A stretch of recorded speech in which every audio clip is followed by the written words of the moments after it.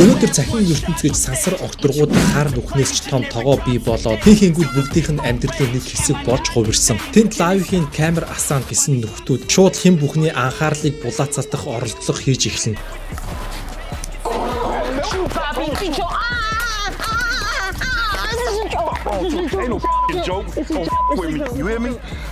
Юу хийж байгаагач заримдаа өөрөө ойлгоо болсон. Тийм л цаг үед тулж ирсэн. Хандлт авахар улаарх нь энгийн үзэгдэл. Зарим нь үнэхээр чаддаг юм харуулад тэр хандлтаараа амьдралаа өөрчлөөд амьдралаа сайжруулад явж байгаа тал бий. Гэтэл нөгөө хэсэг шороотойгоо хутгалддаг. Балаа буруу зүйл рүү ороод бичлэг дээрээ бүр өөрөө ч ойлгохоо болоод гажигдаж эхэлдэг. Манай Монголд ч иймэрхүү дүр зургууд цөөнгүү гарч эхэлсэн. Хэн гэдгийг нь нэрлээд суух шаардлагагүй. Шууд бичлэг буюу лайв стрим үздэг хэн боловч шууд л хідэн нүүр царай ой тоонд нь төсөөлөгдөж бууж байгаа байх. Тэмцэлтэнтэй спорт тэр дундаа физикэлсэн тулааны спорт. Энэ бол тоглоом биш.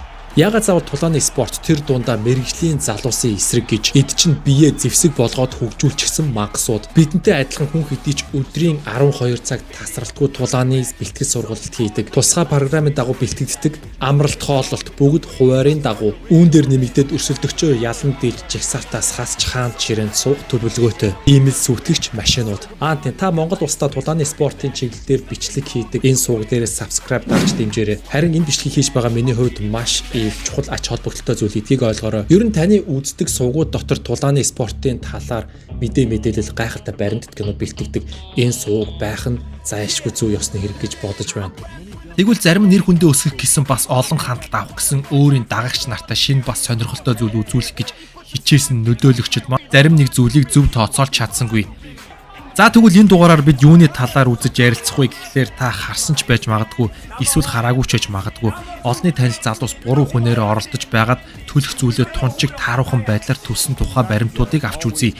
Ингээд ихний тохиолдолд I show speed олон хошин үзүүлбэр сонирхолтой контент хөгжилтэй реакцаар үзэгчдийг өөртөө татдаг ютубер нөлөөлөгч залуу. Саяхан Монгол улсад маань зочилж ирээд соёлын багахан хэмжээний судалгаа гэх юм уу манай Монгол улсын соёл иргэншлийг гайхаж биширч байгаад бутсан. Олон сая дагагчдаа улсыг манд сурталчилж өгсөн залуу. Тэгвэл шууд бичлэг хийх үеэрээ сая үзэгчдийнхээ өмнө мэрэгжлийн холимог тулгаанч бүсгүйтэй спаринг хийх сонголт хийсэн түүний амьдралдаа хийж байсан хамгийн буруу шийдвэрүүдийн нэг байсан гэж хэлэхэд бараг л онох байх.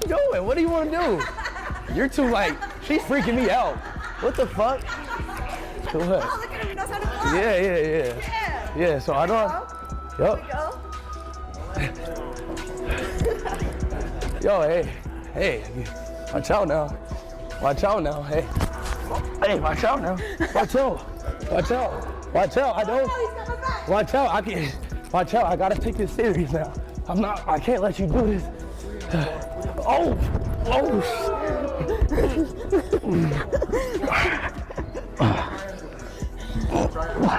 what the fuck?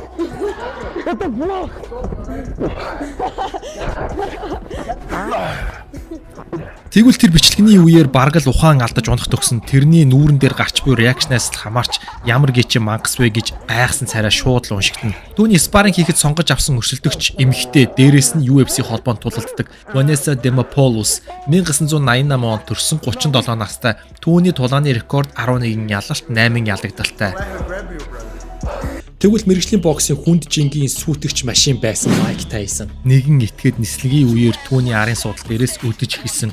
Майк удаан төвчээртэй суусны эцэст түүнд зохих ёстой шанг нь ёстой сайн гэгчэнд бүртээсэн. Тэр залуу согтуу байсан уу, мансуурсан байсан уу мэдэх юм алга. Ямар ч л байсан барын ам руу гараа хийчихсэн. Нөгөөх нь тэгээд хатчихсан. JetBlue net flight. Boy just got beat up by Mike Tyson. Turn that way. Yeah, he got f***ed up. Тэгвэл гудамжинд нэгэн үл таних согтуур хажуугаараа өнгөрч байсан залууг шоглох гэсэн биш. Буруу газараа буруу хүнээрээ оролдож байгаа гэдгээ мэдээгүй. Түүний хажууд бараг ирэлгийн илч ирчихсэн. Чихэнд нь чи ямар мал юм бэ гэж шивнэж байсан байх. Нөгөөх нь согтуу, эсвэл мансуурсан. Нөгөө оролдож шоглож байгаа хүн нь ядаж байхад UFC холбооны хөнгөн жингийн тасархай авраг Мераб. Азар мэрэгжлийн тулаанчид өөрсдийнхөө хэмжээг мэддэг учраас ялахгүй юмнуудтай зууралдахгүйгээр зүгээр л хаяад явчихдаг.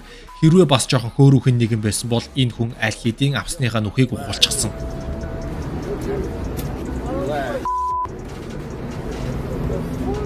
That guy had nothing on me. Yeah. I would have taken a punch like a man. Yeah. Тулааны спорт сонирхдог дийлэнх залуус түүнийг мэднэ. Тийм ээ, тэр бол дунджингийн формор авраг Шон Стрикленд. Тэр UFC дунджинд дайжгүй сайн боксч нэгнэнд багтдаг. Түүний энгийн хүмүүстэй спарринг хийж тэднийг сорж байгаа бас боксчтой сорил тулаан хийж байгаа бичлэгүүд олон хандлттай байдаг. Тэгвэл тэр бидний мэдэх арлын Япон улсыг зорж очиж Япон улсын кикбоксing авраг залуутай спарринг хийж шууд бичлэг цацав. Харин үр дүн гайхалтай. Тэр фэнүүдийнхээ урмыг хугалсангүй. Спарринг цаашлаад бүр жинхэнэ тулаан болж хувирах дөхөв. Гэхдээ үр дүн гайхалтай. Харин Япон улсын кикбоксчин залуугийн хөгжин дэмжигчдийн урам хугарсан байх талтай.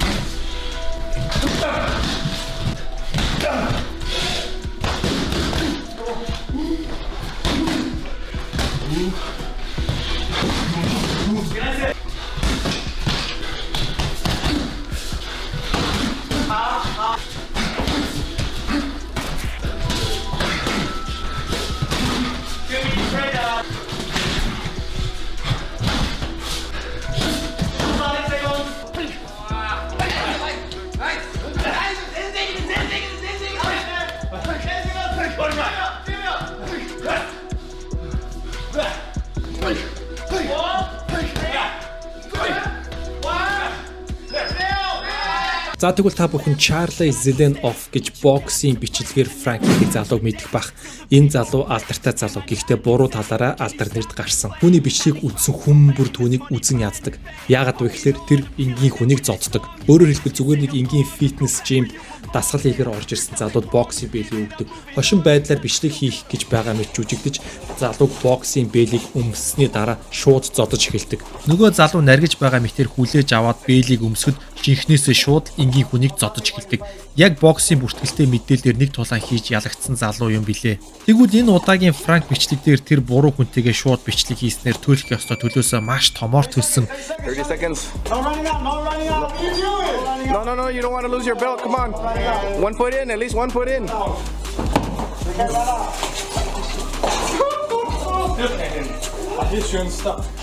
Энэ бичлэгийг үзээд түүнд зодуулсан бүх хүмүүсийн бах нь хансан. Учир нь түүнтэй спарринг хийсэн про тулаанч бүх хүний хариуг тэр тулаан дээр авч өгсөн юм. Өөрөөр хэлбэл түүний хандыг нь хагдарсан. All right. Call it. Let's go. Let's go. What? Wait, say what? Say what? Say what? Let's go. No, say he won. Say let him go. Let him go. Raul Rosas гэж UFC холбооны 61 кг-д тодорч буй нэгэн залуу шинод. Энэ залууг зааландаа бэлтгэл хийж байхад нэгэн залуу ирж ямар ч шалтгаангүйгээр өдөж эхэлнэ. Учир нь зүгээр л тэр бичлэгээрээ хандлт авах гэсэн учраас. I run here every day at this time. Мэдээж мэрэгжлийн тулаанч хүн энгийн хүнтэй маргаан хийх сонирхолгүй. Учир нь тэд өөрсдийн хэмжээг мэддэг учраас энгийн хүний гэмтэхийг нэг хүсдэггүй.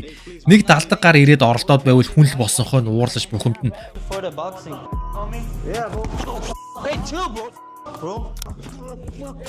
UFC холбоонд 11-ийн ялалт нэг ялагталтаа явж байгаа сайн чансааны тулаанч түүнд ямар бэлэг барихаа хангалттай мэдэж байгаа. Тэр залуу төлөөсөө яаж төснийг та бүхэн бичлэгээс яг одоо харж байна.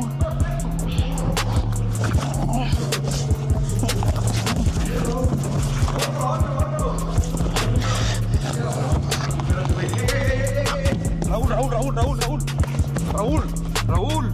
Hey, wait, no. Raul. За дараагийн бичлэг дээр энэ залуу бас л буруу зүйл хийсэн. Тэр эмэгтэйчүүдийн тухайн үедээ тасарсан байсан авраг Ronda Rousey-тэй grappling хийх сонголт шийдвэр гаргасан. Тийм ээ, энэ бол хамгийн тэнэг шийдвэр. Дийлэнх залуусын санаанд эмэгтэй тулаанчид амархан санагддаг байж магадгүй. Яг бодит байдал дээр мэрэгжлийн тулаанчид бол мэрэгжлийн хил байдаг. Энэ залуу бас л хүртэх ёстойгоо хүртсэн. Энэ үр дүнд нэх гайхаад байх зүйл өрдөө байхгүй.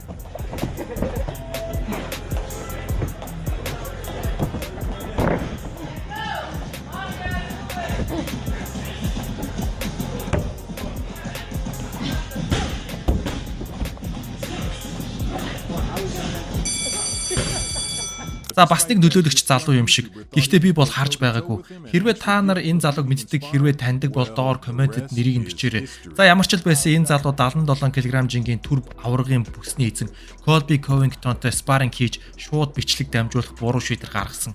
За ингээд үр дүн нь аимшигтай төлөөсөөч нэг төлсөн. Colby ч гэж Colby энгийн хүнтэй үзэж байж зарим нэг цохилтууд нь хэрэгээр юм ойлгуулах гэсэн юм шиг буруу хүнээ сонголоо гэдгийг харуулах гэж байгаа юм шиг түүний бөөрлөө хийж байгаа цохилтууд бас л ой гутмаар шүү.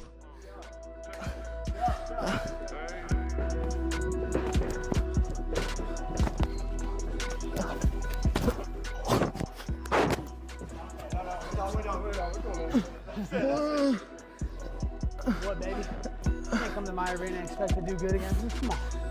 There's levels to this shit. There's the top level and then there's Colby Go. Булчингаа том болгож хөгжүүлсэн залуу зааланд жижигцүү хар бүстэй залуу руу дайрч иглэв санаанд нь багтсан байж магадгүй. Гэхдээ булчингаа том болгож хөгжүүлээгээд тэмцэлтэнтэй төрлийн спортыг даваад гарна гэдэг бол бас л эндүрл. Бас л тэнэглэл шүү. Холимог тулааны спортод жижигцүү бол асар том үүрэг гүйцэтгэдэг спорт. UFC холбооны анхны тэмцээний ялагчаар жижигцүү тамирчин байсан зүгээр ч нэг тохиолдол бол байгаагүй. Энэ залууд хичээл зааж байсан барилдаанч залууд тунчиг амархан байсан бичлэгээр тодорхой харагдаж байна. За тэгэхээр хүн ёстой хүншлийнхээ хэрээр хөлөөж ийх хэрэгтэй гэж үг байдаг. Зүгээр ч нэг энэ үг гараагүй байх.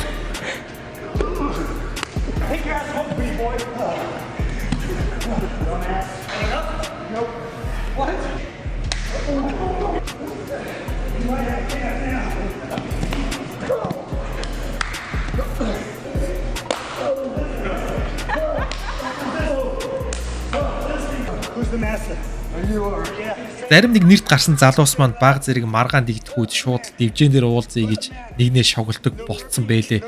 Үнэхээр дивжэн рүү гармаар байдаг юм уу эсвэл тоглоод байдаг юм уу эхлээд өөрийнхөө хэмжээг мэдрэх нь чухал шүү.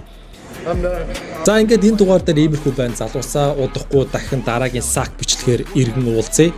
Тийм Physical 100 гэдэг нэвтрүүлэг Netflix-ээр цацагдаж жинхэнэ цусыг хөөргөж зүрхийг огшоож байна тийм үү. Энэ тэмцээний талаар бичлэг хийх бодолтой байна. Гэхдээ залуусаасаа нэг юм гуйхад хэрвээ та нар энэ бичлэгийг түрүүлээд үзчихсэн бол битгий хаасайгүй пост хийгээд спойлер хийгээд байл та гуйж. За тэр яг. За ингээд та бүхэн тулааны спортын гайхалтай YouTube суваг дээрээ subscribe дарж дэмжиж битгий мартаарай. Энэ товчлоор бол миний хувьд маш их ач холбогдолтой, таны хувьд бол 2-3 секунд зарцуулах ажил юм шүү. Энэ суваг бол таны үздэг сувгийн листэн дотор бол зайлшгүй байх шаардлагатай. За тэр яг ингээд дараагийн галзуу бичлэгээр иргэн уулзлаа.